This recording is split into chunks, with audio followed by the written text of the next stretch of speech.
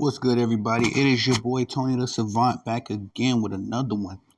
All right, y'all, let's get right into this one because I was excited to hear this interview from Jay Crawford on Awful Announcing, that podcast. I'm trying to get better at referencing my sources, y'all, but y'all know I'm always working, always listening or reading or doing something, so I get everything mixed up. But I recently just listened to this interview from Jay Crawford where he goes a lot more in detail about the event that transpired between Jalen Rose and Skip Bayless.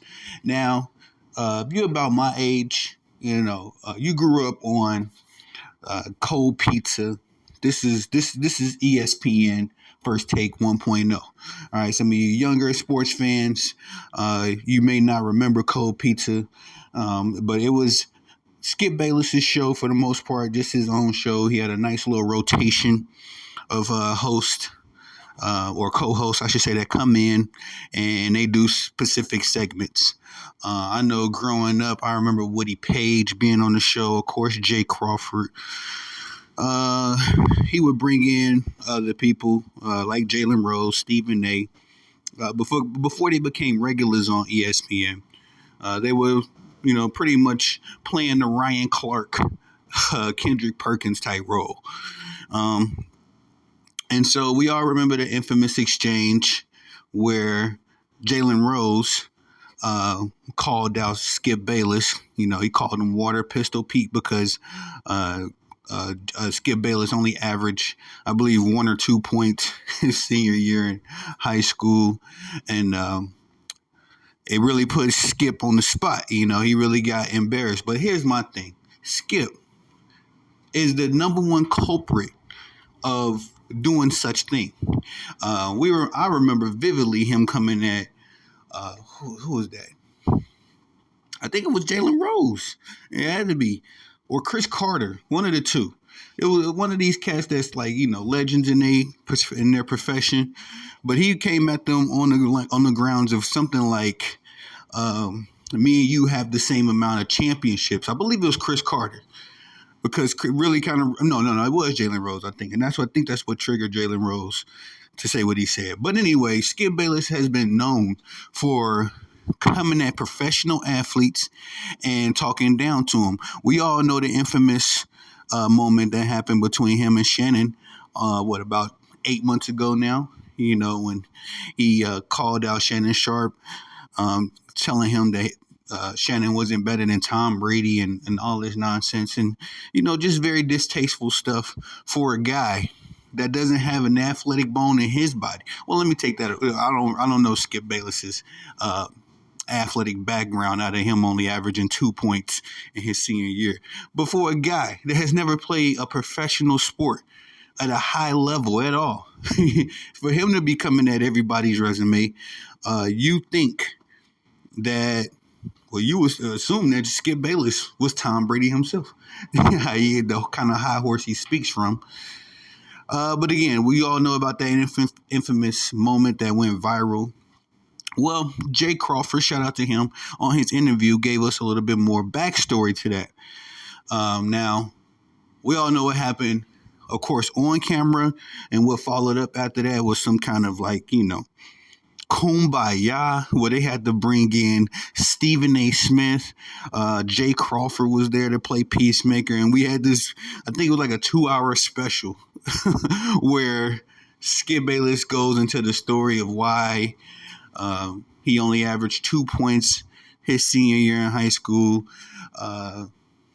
They get into some kind of fake reconciliation between Skip Bayless and Jalen Rose, and it was just a bunch of weirdo stuff, man. This particular episode of ESPN, I think it was still Cold Pizza at that time.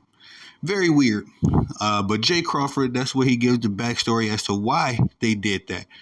And this is where I got to call out ESPN. ESPN, very distasteful. This is why y'all have been losing viewership, subscribers, money by the millions, by the droves.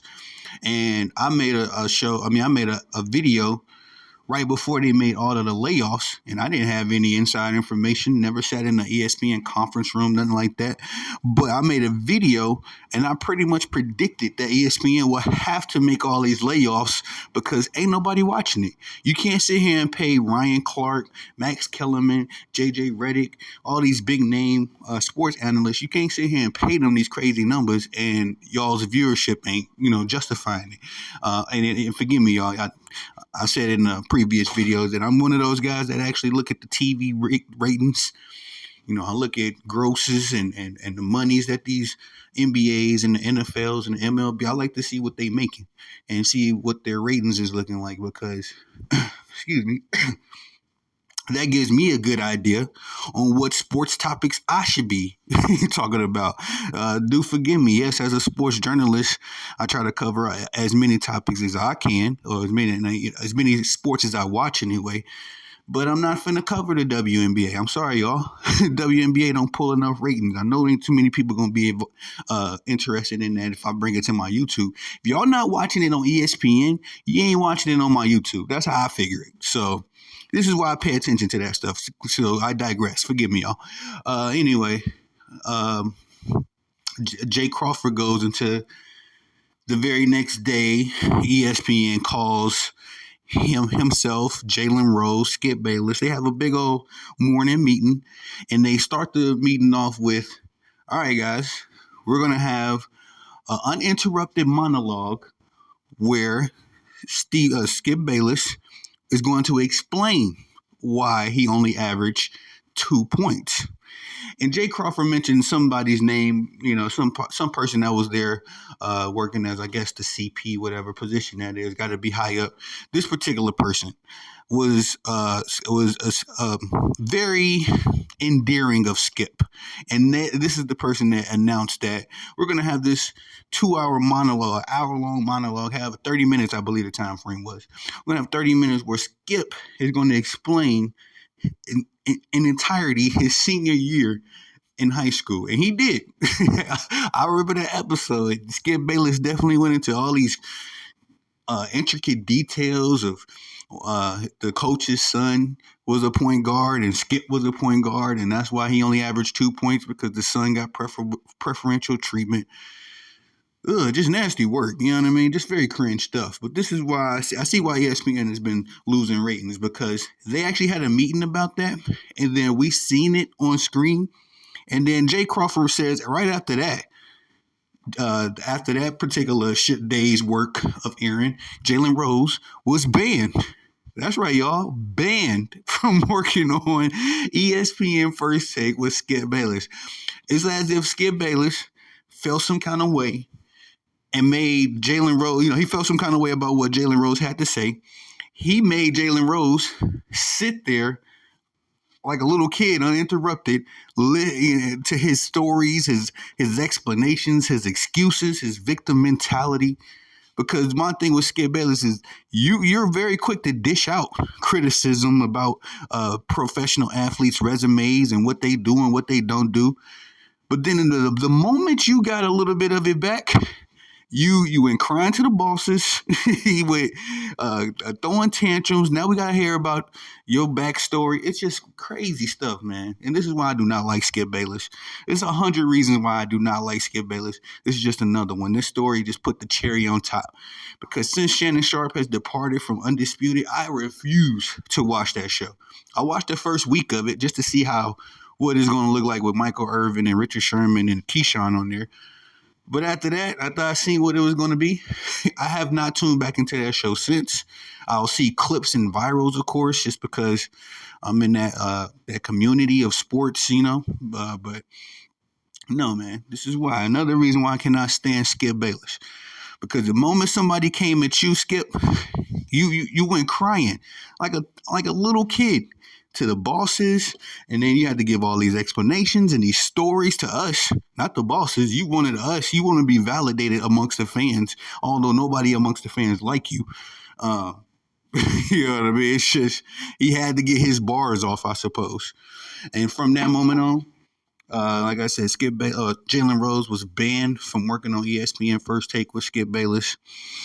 And it just goes back to show, man, that the kind of mentality that Skip Bayless has, kind of person he is, we see him slander Chris Bosh night and day. Chris Bosh is the NBA champion. Called him Bosh Spice, all that kind of stuff. Called him Bosh Spice to his face after Skip Bayless asked him after Chris Bosh asked Skip Bayless not to play with his family's name like that. Uh, Skip Bayless continued to play with his family's name like that. You know, and I've seen Skip Bayless go at Eric Mangini, who amongst the NFL crowd is known as Eric Mangenius for his NFL schematics. I've seen him go at Chris Carter. I've seen him go at all these professional guys.